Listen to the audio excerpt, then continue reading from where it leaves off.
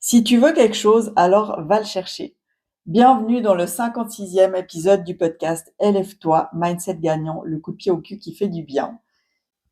Aujourd'hui, je vais te parler de ma situation personnelle.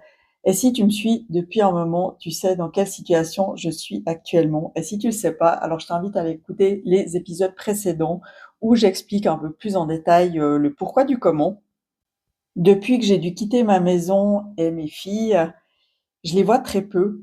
Je les vois vraiment pas assez à mon goût et ça fait un moment que je subis ça. Au début, j'ai organisé des week-ends où je prévoyais rien en me disant: «Ben, elles vont peut-être venir me voir», parce que je leur ai toujours dit: «Si vous venez me voir, c'est que vous en avez envie. Je ne veux pas que vous vous forciez à venir me voir. C'est vraiment si vous venez, c'est que vous en avez envie et il y a pas de culpabilité si vous venez pas». Donc ça, c'est vraiment quelque chose que j'ai éclairci vraiment très clairement avec elles et c'est vrai que pendant longtemps justement, bah, je prévoyais rien pendant mes week-ends en me disant que comme ça, si tout d'un coup elles veulent venir me voir, eh ben, je serai disponible. Et il s'est passé pas mal de week-ends où j'ai fonctionné comme ça et où je les ai pas vues parce que ça s'est pas présenté parce que oui, elles ont aussi une vie à côté, elles sont quand même ados adultes, donc elles ont autre chose à faire que de venir me voir et je comprends. Après, il y a aussi la distance qui fait que peut-être ça les freine un peu. Et je les vois un peu au compte-gouttes, par-ci par-là et c'est vrai que c'est très pesant pour moi parce qu'en fait, elles me manquent énormément et c'est une situation que j'essaye de ne pas trop subir, mais c'est vraiment difficile parce que, bah, c'est pas moi qui ai choisi cette situation. On me l'a imposée et en tant que maman, c'est juste pas du tout logique que ce soit la maman qui parte du foyer. Donc c'est vrai que je j'ai beaucoup, beaucoup pleuré par rapport à ça et je pleure encore, oui, ça m'arrive encore de pleurer parce que c'est vraiment pas évident de les voir au compte-gouttes et des fois j'ai l'impression d'être en prison et d'avoir juste, un peu des petits moments comme ça pour les voir alors que je suis pas du tout en prison, mais des fois c'est un peu l'idée que je me fais, c'est un peu les histoires que je me raconte, qui sont pas pour arranger la situation, ça c'est clair. Donc j'ai vraiment fonctionné comme ça pendant un long moment, jusqu'à il y a que quelques temps, qu'il y a peut-être une semaine. Et là, j'ai eu un déclic. En fait, je me suis sentie tellement malheureuse à un moment donné que je me suis dit: «Mais je peux pas continuer comme ça, il faut que je trouve une solution». Et là, justement, j'ai eu un déclic et je me suis dit: «Mais pourquoi j'attends?» Ça peut paraître logique vu de l'extérieur, mais moi, c'est pas logique de me poser cette question. Je me suis dit: «Mais en fait, pourquoi j'attends?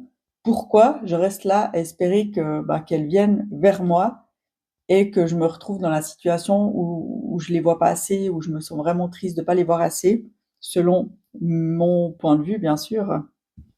Et c'est là que cette phrase m'est venue: «Si tu veux quelque chose, va le chercher». Et là, je suis passée en mode active, action et je me suis dit: «OK, elles viennent pas, alors c'est moi qui vais aller les voir», sans les forcer, bien sûr. Et j'ai provoqué des rendez-vous.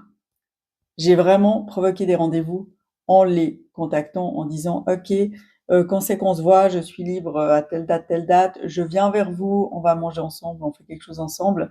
Donc c'est moi qui me déplace pour les voir et là, j'ai senti qu'il y a un peu tout qui s'est débloqué parce qu'on a trouvé des dates pour se voir et là, je suis passée vraiment complètement à l'opposé en me disant: «Je vais pouvoir les voir plus et je vais me sentir mieux». Mais voilà, c'est moi qui suis passée en mode active, que je me suis mis en activation, je sais pas comment dire, en action pour provoquer ce changement et pour ça, j'ai eu ce déclic de me dire: «Si tu veux quelque chose, va le chercher». Et pourquoi je te raconte tout ça? C'est parce que le réflexe d'attendre, il est assez universel.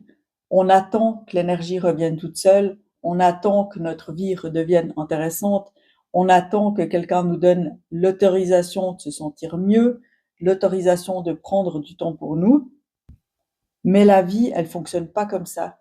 Ce que tu veux, il faut aller le chercher. Et pour aller le chercher, c'est de te mettre en mouvement, de faire un pas vers ce que tu veux, même si c'est un petit pas, mais d'en faire un et ça changera toute la dynamique. Et tu sais que je suis une adepte des petits pas, vraiment faire des petits pas qui vont faire ensuite un effet boule de neige et qui vont changer la situation, qui vont changer ta situation actuelle. Le mouvement, ça crée quelque chose que l'attente ne crée jamais. C'est la sensation d'exister dans ta propre vie. Et c'est là que tu deviens justement actrice de ta vie, que tu reprends le pouvoir et que tu as toutes les cartes en main pour changer, pour opérer des changements. Peut-être qu'en ce moment, tu es dans une période où t'attends qu'il se passe quelque chose, t'attends que la motivation revienne, t'attends que ta vie change, t'attends de te sentir mieux avant de bouger, avant de te remettre au sport peut-être, t'attends que quelqu'un vienne t'aider.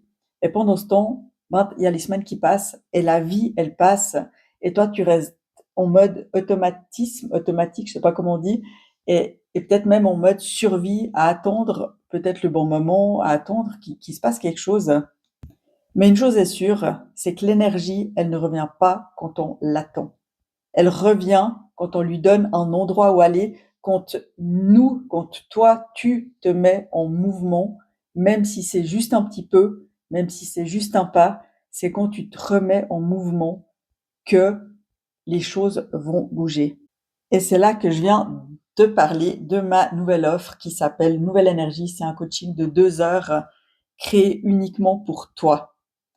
Tu m'expliques ta problématique, je te donne un point de rendez-vous et tu te laisses porter. Franchement, ça, moi, je trouve que c'est génial.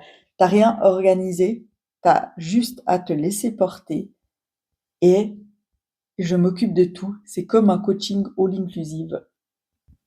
Et à la fin du coaching, tu sais pourquoi tu es dans cette situation, pourquoi tu t'es mise dans cette situation et surtout tu sais comment te sortir de ta situation actuelle, de ce qui te dérange en ce moment et surtout on va passer un super bon moment, plein de légèreté, de rire, mais de concret. Parce que moi ce que j'aime c'est le concret et surtout que tu puisses te faire passer en priorité sans culpabiliser.